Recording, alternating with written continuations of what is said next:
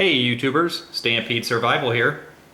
This video is actually going to be video number 2 in a series of 5 videos that I'm putting out focused on these Altoids containers.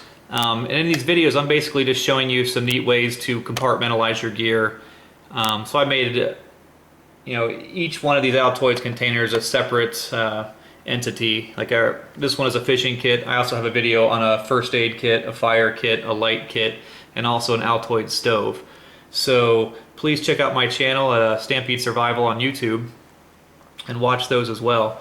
I'm currently not carrying these in any of my packs, but I do plan on changing some things around in my bug out bag, because I'm really having a lot of fun making these kits, and it's really making sense to me at how easy it is to organize your gear and to compartmentalize everything. And these things pack so small. I mean, they just slide in little corners of your pack, and but I won't bore you with all those details. But I'm going to go ahead and show you what's inside. On the outside here, I just have a piece of inner tube. I got a piece of that on all these kits just to hold them shut. This one's a little labeled fishing kit. I'm going to go ahead and show you what's inside. And the gear that I picked in here, I chose with a purpose. I wanted to put things in here that are hard to mimic in the wild. You can always, at least in my area, I can always find night crawlers and insects and things of that nature to use as bait.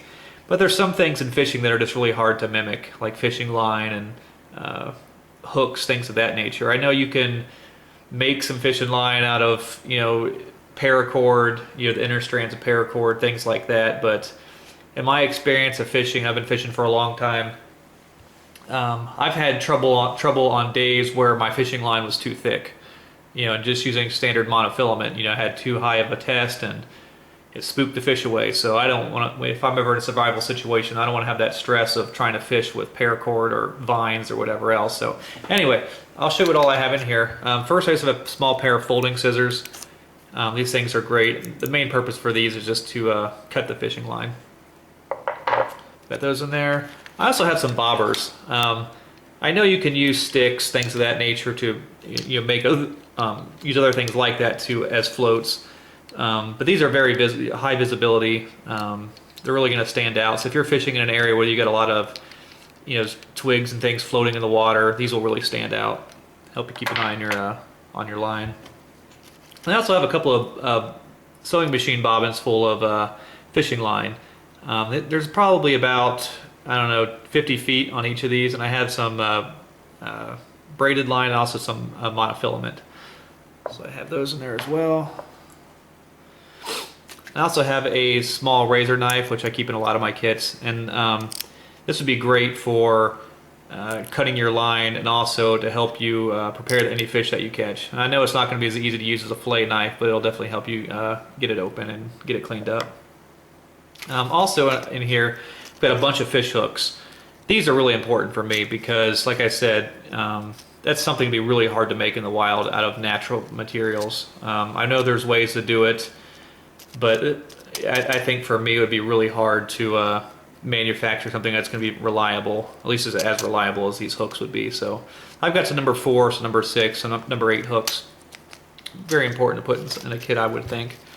And also I've got a bunch of different weights in here, some bullet weights and some split shots, and also these eye hooks here, which I got that idea off of Intense Angler. And basically they're threaded, so you can thread those into a small sapling or something, and it'll really help that to work more like a real fishing pole, so that way you're not just tying a line on the end.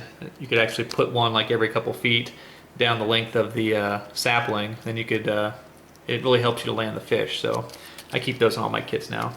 But anyways, like I said, I'm not currently carrying this kit, but if I were to, this would be something similar to what I would have in it. I may make some changes in the future, especially if I get some comments from you guys with some tips, or maybe there's something I'm not thinking of.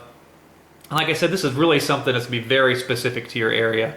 Someone who lives in Arizona might have a different kit than someone down in Florida or someone up in Maine. So really, if you're going to put a kit together, just make sure you put things in it that will work in your environment. So anyway, like I said, I've got 4 other videos: the first aid, the light kit, the fire kit, and the Altoids stove out there. So please check those out as well. Once again, this is Stampede Survival. I appreciate you watching, and God bless everyone.